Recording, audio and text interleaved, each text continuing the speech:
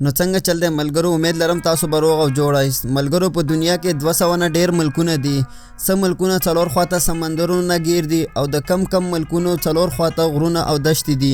د کم ملک یا ملکونو په منځ کې یو بل جدا کولو یا معلومولو د پاره یو لاین کشوي وي او دته بارډر ویل کیږي.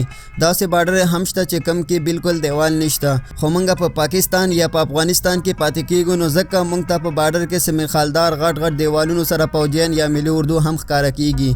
دا ځکه وی ځکه چې موږ گاونډیانو ملکونو سره تعلقات ښه نه وي. نو نن په دې ویډیو کې به داسې بارډر تاسو ته درخایم چې تاسو به د لیدو سره حیران او پریشان شئ، ځکه چې دا ډیر زبردست او مزیدار بارډر دي. او که تاسو هم ځان خبرول غواړئ نو دا ویډیو اخیری پورې ضرور وګورئ. او داسې نور مزیدار ویډیو که تاسو نور هم غوښتل غواړئ نو دا چینل ضرور سبسکرایب کړئ، ځکه چې دې سره به زموږ نوي ویډیوز تاسو موبایل سکرین ته ضرور راځي.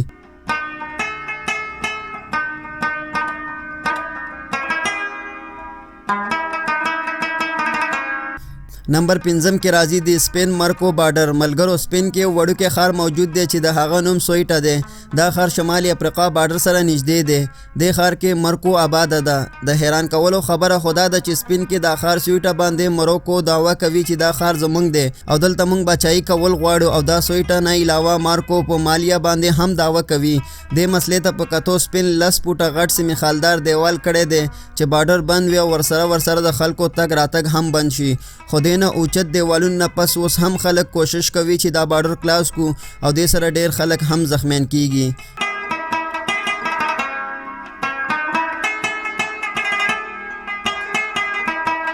ملګرو نمبر 4 کې راځي بارلو ناسو بارلو هیټینګ بارډر. ملګرو دا اوس چې موږ تاسو ته کوم بارډر درخایو دا یو په زړه پورې او جالبه بارډر دی. بارلی ناسو په نوم دا بارډر نیدرلند کې موجود دی او بل طرف ته دا بارډر برلی هارټوګ بارډر سره ملاویږي.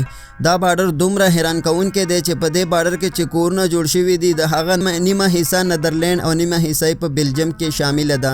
د تصویر کې چې کوم هوټل ښکاری دا هوټل نیمه حصہ نیدرلند کې ده، ځکه چې د په منځ کې ټایلونه کې یو لاین تیر شوی دی او د لاین نه بارډر معلومات کیږي. شپږ داسې ځایونه جوړ شوي دي چې هغه په منځ کې د بارډر راغلی دی. یقینا دا ډیره جالب او زبردست بارډر دی.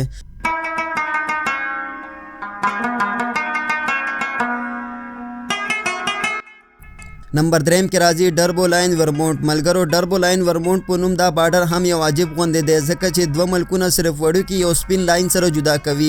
ډربو لاین دا علاقه امریکا او کینیډا بارډر کې خورا شوې ده. یعنی دا علاقه څو کورونه په کینیډا کې موجود دي او څه په یونایټډ سټیټ کې جوړ شوي دي.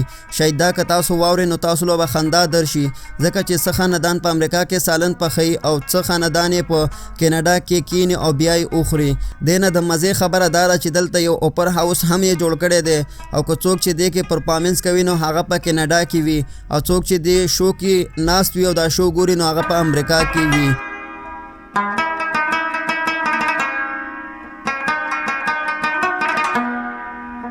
ملګرو په نمبر 2 کې راځي ټوم ریور. ملګرو دا پل شمالي ایشیا کې موجود دی. دا هم ډیر په زړه پور او جالبه بارډر دی، ځکه چې کچېرې تاسو د دریاب نه اخوا ختلو کوشش کوئ نو تاسو به د نورث کوریا روان شئ او 800 میټره لږ وروسته به د چین نه هغه نه واوړئ او دې نه پس به تاسو راشیا یا روس ته به ورورسیږئ.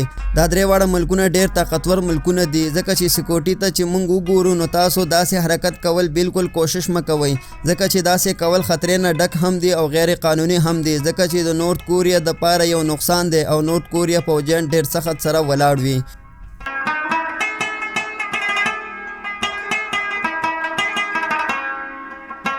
نو ملګرو په دې ویډیو کې په اول نمبر کې راځي د پور کارنر مومنت. ملګرو په امریکا کې داسې ځای هم شته چې کم ځای کې 4 ملکونه یو بل سره یو ځای کیږي. دا ځای ډیر مشهور دی چې کله تاسو دلته ځئ نو تاسو ډیر اسانۍ سره یو وړوکی ټوپ سره یوټا نه کورلاډو نه نیو میکسیکو نه ارزیونا او بیا دوباره یوټا له راتلی شئ. دا بارډر یو بل ته دومره نږدې دي او په دې علاقه کې نه ټلیفون شته نه بجلی نه روانې اوبه، خو دلته 2 سټورونه او ګیس سټیشن موجود دي. یقینا دا هم یو ډیر جالبه ځای دی چې دلته هر ورځ په زرګونو خلکو چکر او تصویران جوړول راځي.